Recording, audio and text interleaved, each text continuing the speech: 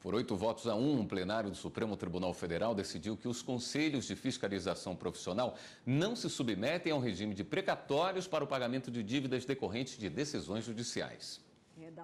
A maioria dos ministros acompanhou a divergência aberta pelo ministro Marco Aurélio, entendendo que o artigo 100 da Constituição, que trata dos precatórios, não se aplica aos conselhos de fiscalização profissional, porque apesar de possuírem natureza jurídica de autarquia, eles são mantidos por seus filiados, não recebendo nenhuma dotação orçamentária dos cofres públicos. Se eu não posso incluir os conselhos no grande todo representado por fazenda pública, não tenho como dizer aplicável na espécie o artigo 100.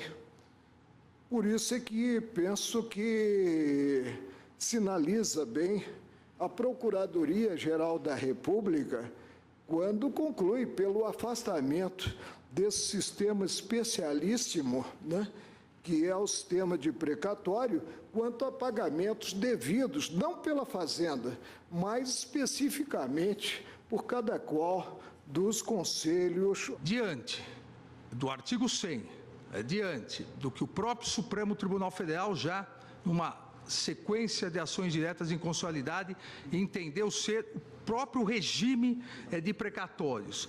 Me parece não haver possibilidade de extensão, uma interpretação extensiva para que os conselhos profissionais passem a também, suas dívidas passem a ser regidas pelo regime de precatórios. Eu sou totalmente convencido, e acho que a realidade confirma isso, que a gente precisa enxugar o Estado e não alargar o Estado, trazendo para dentro dele essas obrigações. Quer dizer, eu acho que nós vivemos um momento em que é preciso desonerar o orçamento da União.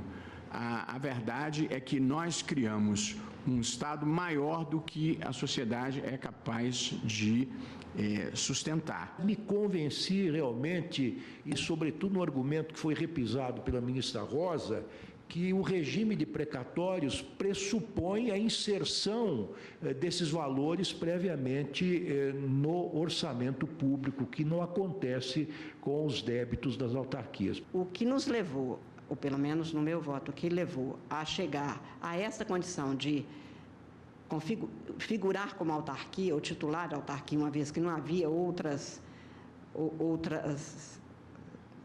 possibilidades jurídicas para não quebrar inteiramente o sistema administrativo brasileiro, era a circunstância de que ela exerce funções como o poder de polícia, a possibilidade de tributar, que ela de todo jeito somente poderia se valer exercendo funções que são entregues no desenho estatal brasileiro ao próprio Estado, não com todos os consectários desta, digamos, conclusão sobre a sua natureza jurídica.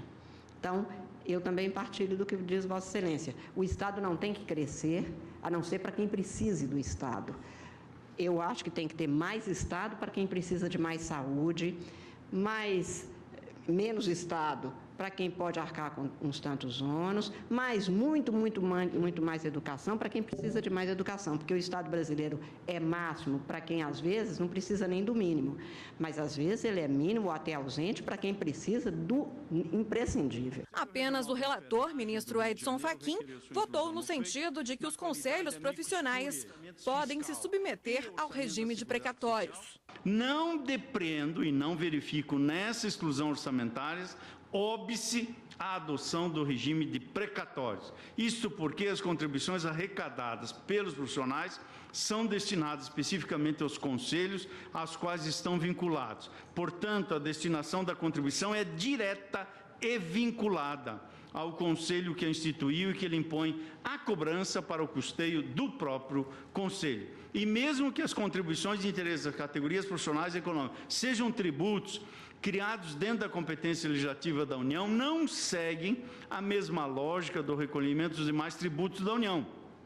não compreendendo o conjunto das receitas públicas destinadas ao financiamento geral da União e da satisfação das necessidades públicas de toda a sociedade. Ainda durante a sessão, os ministros decidiram que incidem juros de mora no período compreendido entre a data de elaboração dos cálculos e a expedição da requisição de pequeno valor ou do precatório.